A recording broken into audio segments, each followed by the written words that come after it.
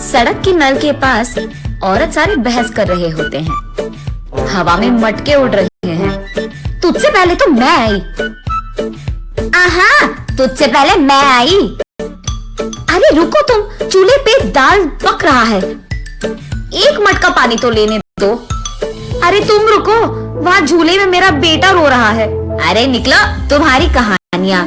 चूल्हे पे दाल पक रहा है तो मैं क्या करूँ, और झूले में बच्चा रो रहा है तो मैं क्या करूँ। ऐसे उन दोनों औरतों को बगल में धकेलकर तीसरी औरत नल के पास आकर उसका मटका भर देती है।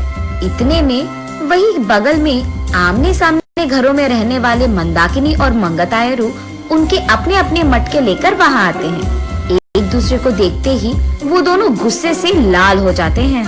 मंगतायरू और मंदाकिनी दोनों सास बहू हैं और दोनों एक ही घर में रहते थे। मंदाकिनी मंगतायरू से बहुत लड़कर उसके पति को मनाकर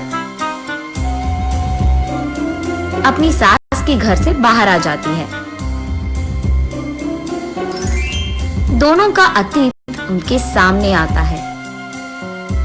एक मटका पानी लाने के लिए इतना नाटक करती थी, जब भी कुछ काम बोलूं, यहाँ दुख रहा है, वहाँ दुख रहा है कहती थी। और अब देखो, मेम साहब सुबह ही उठकर मटका में पानी भरने नल के पास आ रही है। सुबह उठते ही सारे पकवान को भैंस की तरह खाती रहती है, चीजों को यहाँ से वहाँ तक नहीं लगाती है। लेकिन अब देखो, भैंस चल के आ रही है मटके पानी के लिए। ऐसे एक दूसरे को कोसते हुए वो दोनों नल के पास आते हैं। सबसे पहले मंगतायरू पानी के लिए उसकी मटका नल के नीचे लगाती है। लो, आ गई भैंस। आते ही अपना मटका लगा दिया इसने नल के नीचे, जैसे इसका बाप का जागिर हो। ऐसे उसका मजाक उड़ाकर मंगतायरू की मटके को एक जोर का झटका देती है। बस मटका ऊपर उड़कर नीचे गिरता है। बाप रे, कितनी घमंडी है ये। मेरे ही बेटे के पैसे खाते हुए मुझे भैंस कह रही है, और ऊपर से मेरे ही लड़के को लात मारा तुमने। ऐसे कहते हुए मंदाकिनी की मटके को भी जोर का झटका देती है मंगतायरू। मैं तुम्हारे बेटे के पैसे नहीं खा रही हूँ, तुम ही मेरे पति के पैसे खा रहे हो। मेरे सारे बनाए हुए पकवान को सुबह से रात तक खाती रहती है तो भैंस की तरह ही दिखेगी ना। भैंस कहीं की मेरे ही मटके को लात मारती है। कितनी घमंडी है तू। मटके को ही नहीं, अगर मेरी सटकी ना, तेरे को भी मारूंगी, समझी? हाँ, जरूर मारेगी। इतनी घमंडी जो है। मेरे बेटे को मुझसे दूर कर दिया तूने, मेरे घर से उसको निकाल दिया तूने, और मेरे ही घर के सामने रह रही है। सिर्फ तेरे बेटे को ही नहीं, तुझे भी तेरे घर से निकाल दूंगी, समझी? मुझसे पंगा लेगी ना, ऐसे ही होगा।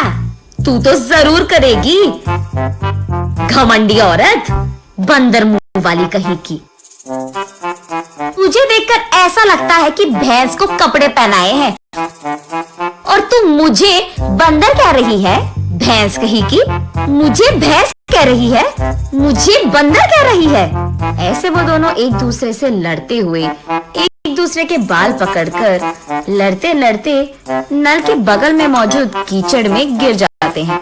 ये सब दूर से देख रहे बाप बेटे दोनों एक दूसरे को देख हंस पड़ते हैं। मंदाकिनी घर में सारा काम करते हुए रहती थी। उसे देख मंगतायरू, क्यों बहू, लगता है कि नल में ना पानी खत्म हो जाएगा, जाकर 2 मटके ले आ बेटी। ऐसे ऑर्डर देती थी मंगतायरू। मंदाकिनी के हाथों बनाए सारे पकवान खाते हुए वो हमेशा शिकायत करती थी कि इसमें नमक कम है और इसमें मिर्ची ज्यादा है, ये तो बहुत तीखा हो गया, ये तो बहुत मीठा है। उसकी शिकायत सुनने के 2 दिन बाद तक मंदाकिनी रसोई घर का मुंह भी नहीं देखती थी, रूठकर अपना मुंह लटकाती थी। तब चुपचाप मंगतायरू को ही सारे काम करना पड़ जाता था।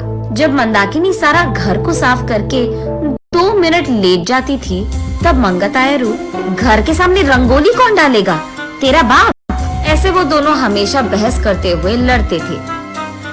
संदीप ऑफिस से लौटते ही एक तरफ मंगतायरू और दूसरी तरफ मंदाकिनी, दोनों उसको शिकायतें खूब सुनाते थे। ना अपने बीवी को बोलता था और ना ही अपनी माँ से कह पाता। अपने आप में बहुत निराश हो जाता था संदीप। बहुत दिन देखने के बाद अब उसके पास ताकत नहीं था। वो एक दिन अपने पिता के पास जाकर ऐसे कहता है, पापा, मैं घर से अलग होने की सोच रहा हूँ। आपकी बहू भी मुझे हर रोज इसी बात के बारे में सताती रहती है। हाँ तो तुम सच में अलग हो जाओगे बेटा? तुम्हें क्या लगता है अलग रहने से इन दोनों में ममता जाग उठेगी? ममता और प्यार भले ही बाहर ना आए, लेकिन इन दोनों को इतना तो समझ आएगा कि एक दूसरे के बिना अपने अपने घरों में अकेले रहते हुए, सारे काम अकेले करते हुए कितना मुश्किल है। अब दोनों को समझ में आना है ना पापा कि अलग रहना कितना मुश्किल है। ऐसे कहता है। हाँ ठीक है, तुम्हारी मर्जी, लेकिन अभी के अभी कहाँ जाओगे बेटा? मैं कहाँ जाऊंगा, हमारे घर के एकदम सामने जो घर है उसमें किराए पे रहूंगा। ऐसे बाप बेटे दोनों ऐसी योजना बनाते हैं जिनसे सास बहू अनजान है। इन दोनों को सबक सिखाना तो छोड़ो, एकदम पागलों की तरह लड़ रहे हैं ये दोनों। ऐसे कीचड़ में गिरे सास बहू को देख उनके चारों ओर मौजूद सारे गांव वाले जोर जोर से हंसते रहते हैं। अब इन दोनों इसके बाद क्या करेंगे ये हम अगली वीडियो में जानेंगे।